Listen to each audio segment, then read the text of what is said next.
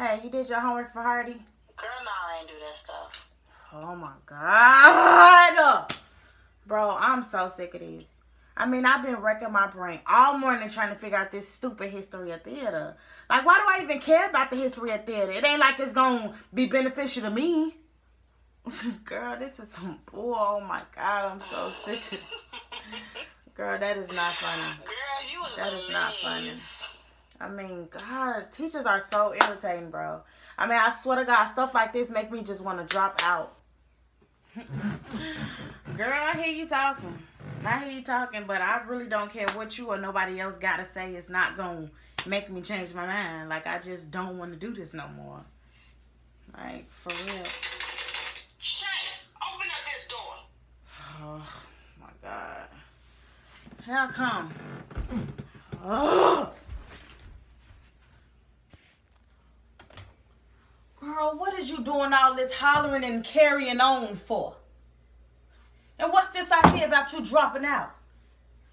Mom, I'm sick of this. I mean, this man want us to read about the history of theater. What effect does that have on me if back then they was doing stuff that don't even exist no more? Girl, if you don't sit your ass down when I'm talking to you. And since you know everything, Miss Smarty Pants, what kind of stuff don't exist anymore? A lot. I mean, try to conquer the world and force theater on people. I mean, why would I even care about that anymore if theater exists in almost every part of the world now? Oh. And why is that? I mean, what about the stupid stuff that they used to wear? Like freaking, I mean, a mask, them dumb thick old shoes, that big old thing they used to wear all over their head. I mean, it's just stupid and irrelevant. Look at you. Can't even get your words out. Let me ask you a question. Nowadays, before an actor or an actress goes on set or stage or whatever it is you want to call it, they got to get their makeup done, right? And them dumb, thick old shoes you talking about. How you think they would feel if they looked down at your feet and seen your 6-inch pumps that you wear for no reason at all? Oh, and them big old hair things they used to wear over their head. Baby, let's not even get started on that. Because you put other people's hair in your head every day and wear it like it's yours. So before you look down on the history of theater, I want you to think about the things that they used to do and compare it to the things that we do today. It's the same thing, baby girl. It's just a little more enhanced. Now, I want you to stop all that hollering and carrying on now. Now, mama's got to go to work. Get to work.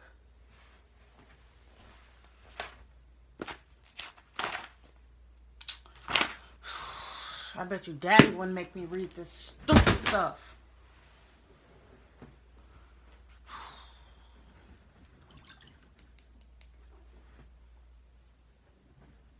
Hello. Girl, I'm on strike. I'm not finna do this. I mean, no, I'm not finna do this. Who is it? It's your father. Now open up this door. Let me call you back.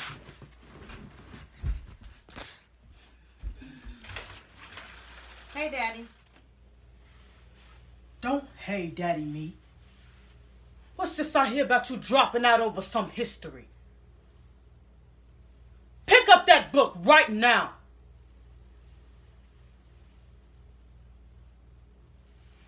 Now talk.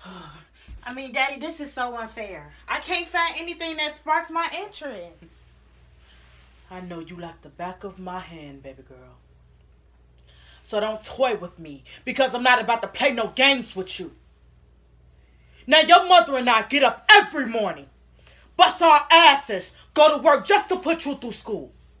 And you throwing books that I've paid for All because you gotta learn some history? I'm gonna tell you this one time. And one time only. If you don't like it, you better find a way to like it. Because you are not quitting school. Pick up that book. Find something you can relate to that catch your interest. And get to work.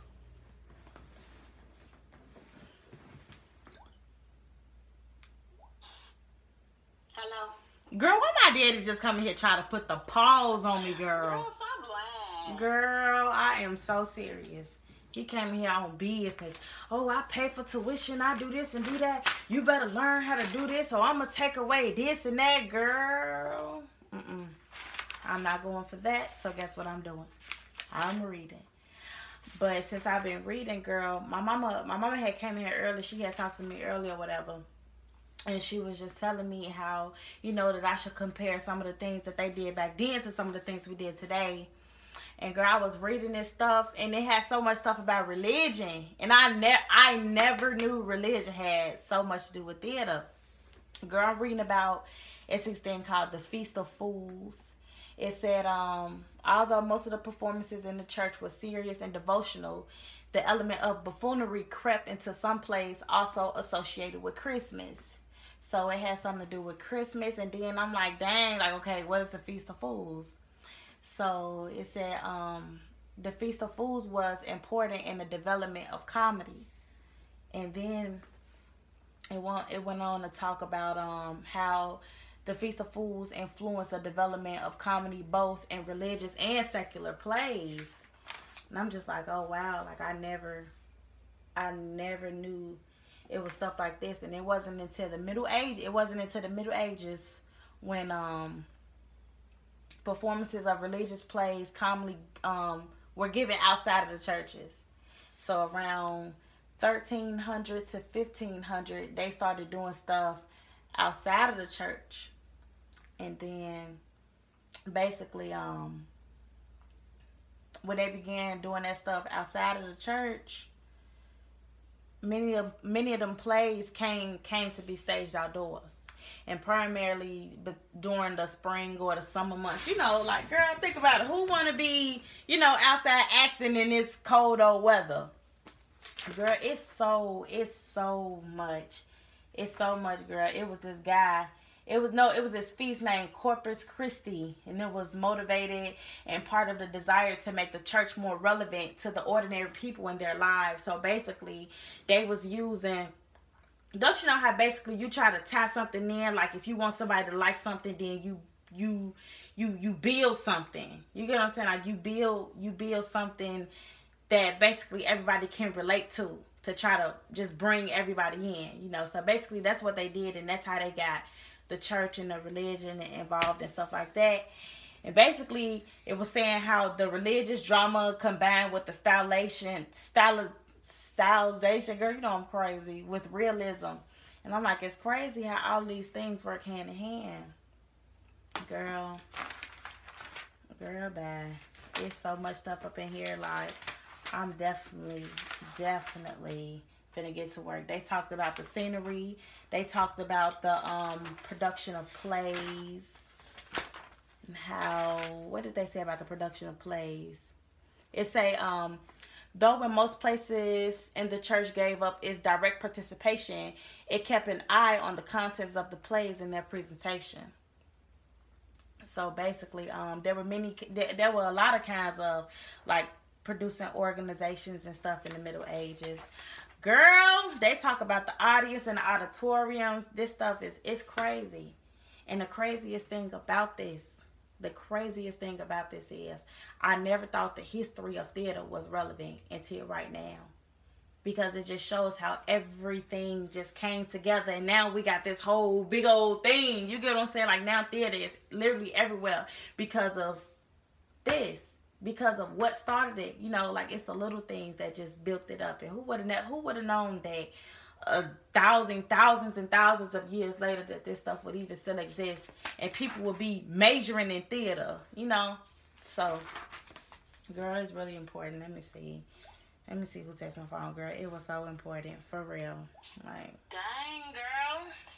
Just a second ago, you was ready to tap out and drop out and do all this and that I and know, girl, but I mean, hey, I just gotta